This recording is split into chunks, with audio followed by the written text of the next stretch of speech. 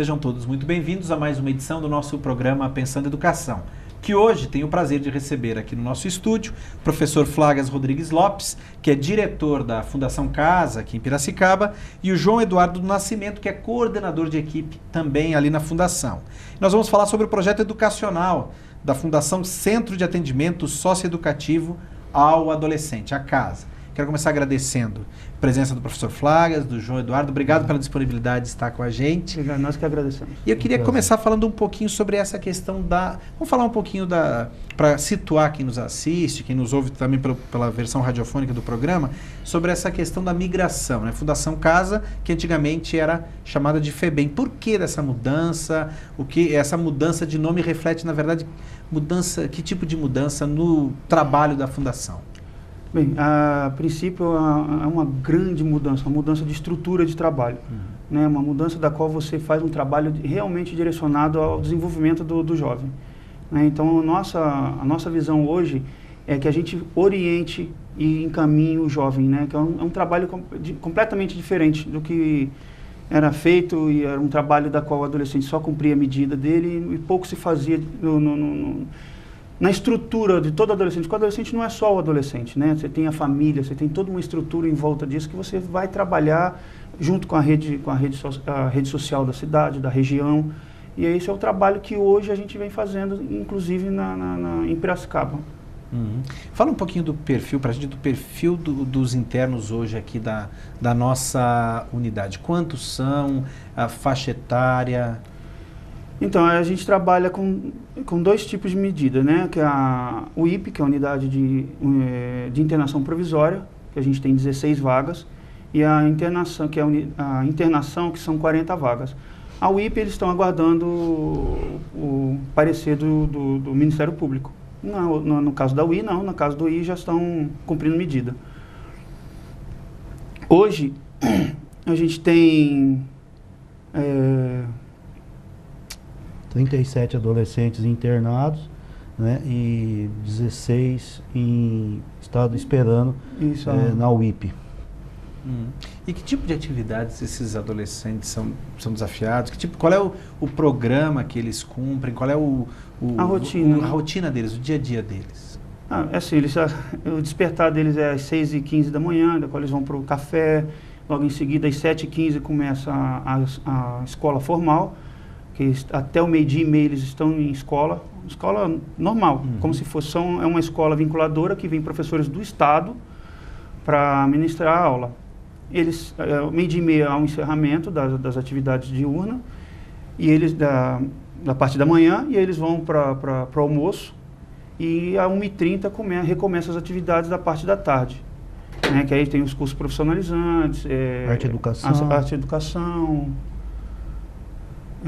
os atendimentos técnicos, com as psicólogas, assistentes sociais, fazer esse trabalho com eles também na parte da tarde. À noite. E há também, quando tem atividades externas, né, com apresentação de algum evento que eles estejam que a gente planeja para eles, e faz junto com os artes educadores, né, e com o pessoal também do curso profissionalizante, é feito todo o trabalho, é sempre feito à tarde. À noite é mais a área religiosa, que a gente tem lá a parte da igreja, tanto evangélico, católico. A gente não tenta fazer nada, a gente deixa isso bem aberto para eles, de opção de escolha. E aí, por volta das 10 horas, é que eles voltam para o quarto e vão para o descanso para começar tudo amanhã no dia seguinte.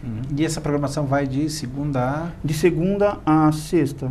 No sábado é feito toda uma preparação de higiene da unidade, limpeza, e no domingo é a visita.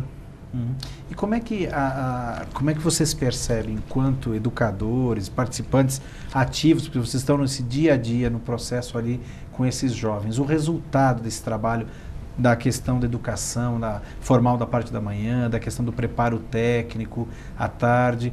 Que diferença isso faz efetivamente na vida desse jovem e na vida da família dele? A gente recebe um adolescente muito desestruturado, como ser humano, né, e desestruturado familiarmente também. Né? Então a gente vai preparando esse adolescente, né, no dia a dia. Graças a Deus hoje a gente tem adolescentes que vai para o trabalho, Ele trabalha de segunda... Ele trabalha 5 por 1, né? Então ele trabalha hoje no shopping, né? Então ele vai fazer o trabalho dele, aí a gente leva e a gente busca, mas evitando que as pessoas percebam, né? Então a gente tenta manter essa privacidade dele. Então a gente tem meninos que vão fazer Senai, então Senai, tem um menino que fez o SESC Senat, que fez o curso de empilhadeira. Então a gente vai fazendo todo esse trabalho e também, junto com isso, paralelamente, a gente vai fazendo um trabalho com as famílias. A gente tem reuniões com as famílias mensalmente, que é uma ONG, que é a ONG de pais, que vão fazer todo esse atendimento para as famílias, ensinando realmente o beabá da educação para os seus filhos, que são famílias que não têm, às vezes, não tem aquela orientação, aquela linha educacional. Então, isso vai sendo trabalhado com esses pais, para que quando esse adolescente que a gente está preparando, ele retorne ao seu ambiente familiar, que ele retorne com um ambiente mais seguro, que ele se sinta mais confortável. Agora, existe uma média de tempo, eu sei que é relativo isso, mas uma média de tempo em que o interno permanece ali sob os cuidados da fundação? Então, isso depende muito de vários setores, né? Tudo é uma conjunção de várias coisas. O comportamento, a estrutura familiar, o ato infracional, então tudo isso vai formatar o trabalho que vai ser desenvolvido. Mas a média gira em torno de 6 a 7 meses, que é o menino que tem a primeira internação dele. Na realidade, a lei diz que é de 6 meses a 3 anos, né? E vai depender muito do adolescente, no dia a dia dele lá dentro, provando que ele quer, que ele consegue, e na própria ressocialização mesmo dele lá, as vontades que ele tem, porque nós temos o PIA, chama Plano Individual de Atendimento, né? Plano Individual de Atendimento. Cada adolescente é visto único lá dentro, então a gente tem lá vários, mas cada um é único. Então vai depender do que ele tem, das vontades dele, do que ele quer, do que ele está conseguindo em cima daquilo que ele programou junto com os setores. Então, conforme ele vai progredindo, ele vai conseguindo mostrar que está conseguindo a sua melhor medida, o que a gente fala, né? Está conseguindo cumprir a sua medida de forma eficaz, correta, ele vai conseguindo, com isso, diminuir esse tempo, que é através das psicólogos, das assistentes sociais, dos agentes de segurança, né? Que os agentes de apoio socioeducativo, é feito um trabalho, um diagnóstico, né? E faz o relatório dele, que é encaminhado para o juiz. A cada 3 meses vai o relatório de acompanhamento, né? E a cada 6 meses, de 3 em 3 meses vai um relatório de acompanhamento. E podendo chegar em 6 meses a um conclusivo, se ele tiver numa etapa bem avançada já daquilo que ele programou para ele.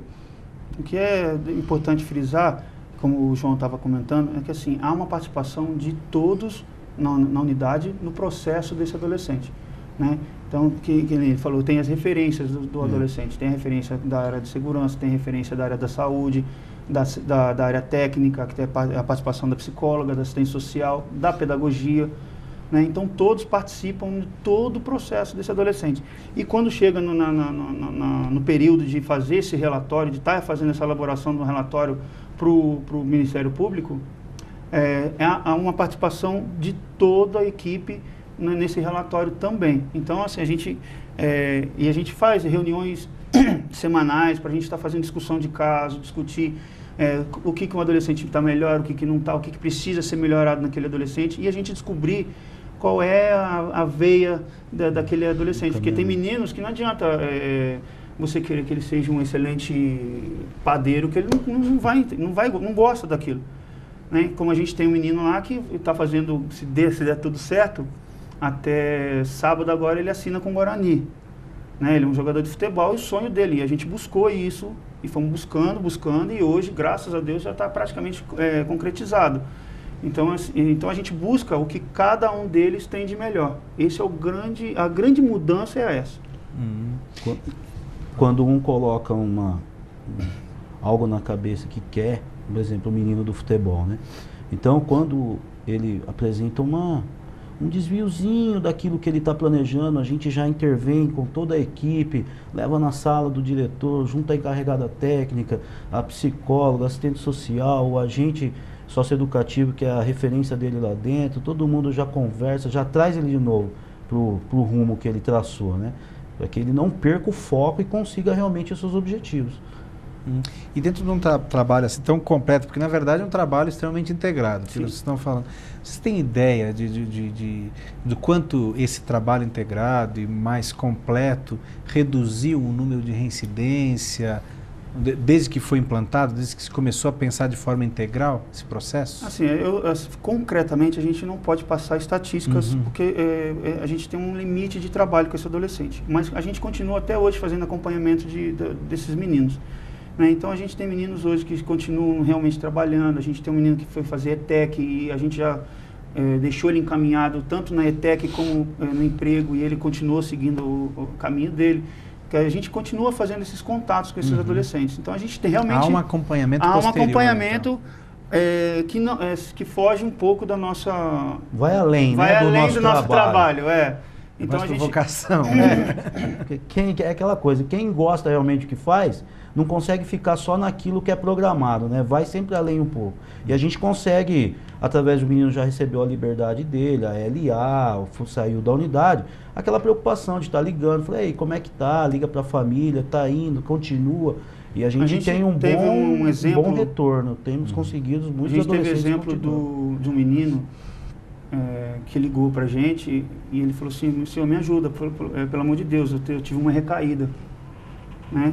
E aí a gente ficou muito preocupado, a gente falou para ele, olha, procura o local tal, né, amanhã, se você procura, assim que você for lá, depois você liga pra gente. Então 7 horas da manhã esse menino estava lá, né, e esse menino perdeu acho que quase 40 quilos, né, e a gente, ele saiu, ele foi a esse local, depois ele foi até a unidade a pé, né, e aí a gente ficou extremamente comovido e a gente falou, não, vamos ajudar esse menino, né? E a gente corre daqui, liga para os parceiros que a gente, graças a Deus, a cidade de Piracicaba está sendo extremamente aberta ao trabalho, né? E aí a gente conseguiu a clínica para esse menino, ele fez o tratamento, se formou em padeiro, né? Padeiro. E hoje, graças a Deus, ele já está sendo encaminhado até para emprego. Então, assim, a gente tem essa preocupação também com o ser humano. Agora, pelo que eu vejo da fala de vocês, acho que são duas questões que a gente precisa pontuar que são de extrema importância. Primeiro, é a efetiva participação da família. Quer dizer, se a família também não se estruturar para receber esse adolescente de volta e continuar esse exemplo que ele recebeu dentro da fundação, quer dizer, o trabalho de nada adianta. Né? E segundo, a questão dos parceiros. Queria que vocês falassem um pouco disso também, essa questão da importância dessas parcerias que a Fundação tem para concretizar, inclusive, o sonho desses meninos de uma vida melhor, de uma vida correta, de uma vida, né, socialmente responsável. Acho que a gente não consegue um desenvolvimento de um trabalho se a sociedade não participar, né? Porque vai ser um trabalho de mão única e aí fica difícil, você precisa ter essa troca de ajuda. Hoje as secretarias da prefeitura da cidade são extremamente voltadas aos nossos pedidos, quando fica fácil para eles, mas a gente tem as portas extremamente abertas. Na Secretaria de Trabalho e Renda, seria até injustiça agora a gente falar, esquecer de algum, chato, né? A gente tem professor de karatê que fica na unidade, que é da Secretaria de Esporte, a gente tem hoje um trabalho muito legal com a Microcamp, que está dando aula de inglês para os meninos. A própria instituição religiosa também nos ajuda demais na unidade. Bastante. O pessoal que faz o trabalho lá com os meninos ajuda demais. Quando um adolescente está precisando, através da visita, recebe notícia que está com necessidade em casa, tal, ele traz a problemática, a gente conversa com os pastores, conversa com o pessoal das igrejas, eles dão um jeito de conseguir uma cesta básica, fazer um encaminhamento do que é a necessidade. Então, o menino sente, o adolescente sente que nós estamos realmente preocupados, realmente querendo ajudar, e inclusive a família dele, ele nos dá uma resposta muito boa lá dentro.